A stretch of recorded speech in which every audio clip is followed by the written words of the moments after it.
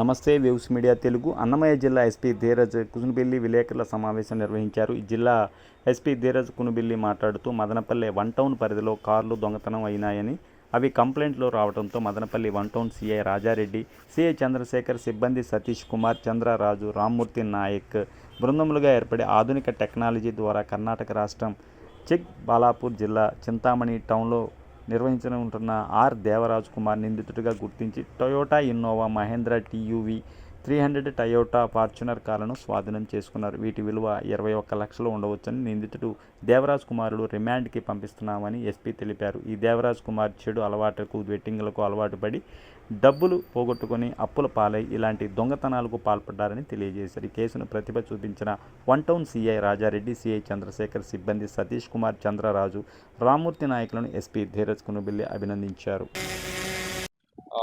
దాని మేరకు ఒక కేసు కూడా రిజిస్టర్ చేశాం.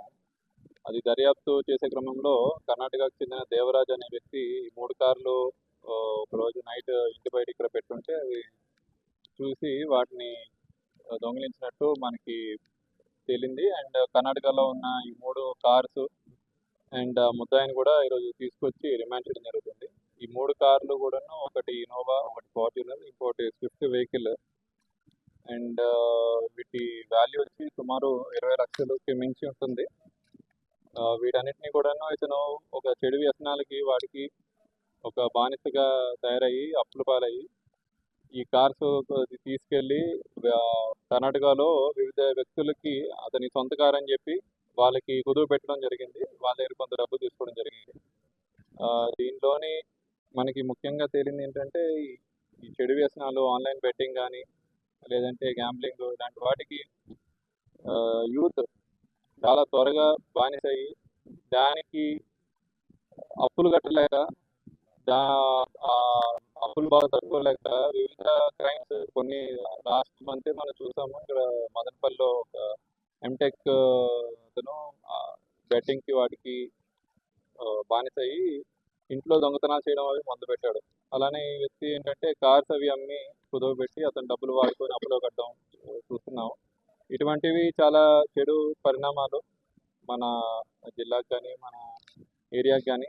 ఇటువంటి వాళ్ళు ఎవరైనా కూడాను అప్పుల బాధలు లేదంటే బెట్టింగ్కి వాటికి బానిస అయితే తప్పకుండా వాళ్ళ ఫ్యామిలీ వాళ్ళు వాళ్ళకి చెప్పి వాళ్ళని ఈ బెట్టింగ్ నుండి దూరంగా పెట్టించాలి. వాళ్ళు మారకపోతే పోలీస్ వారికి సమాచారం ఇస్తే మేమైనా వాళ్ళకి కౌన్సిలింగ్ ఇచ్చి చేంజ్ చేయడానికి ట్రై చేస్తాము.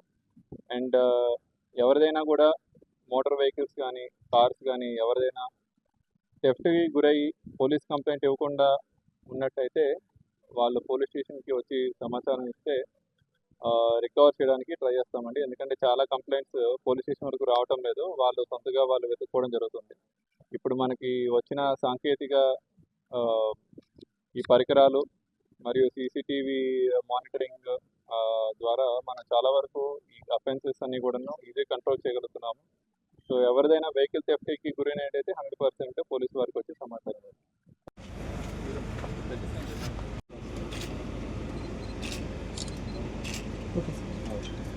Okay sir.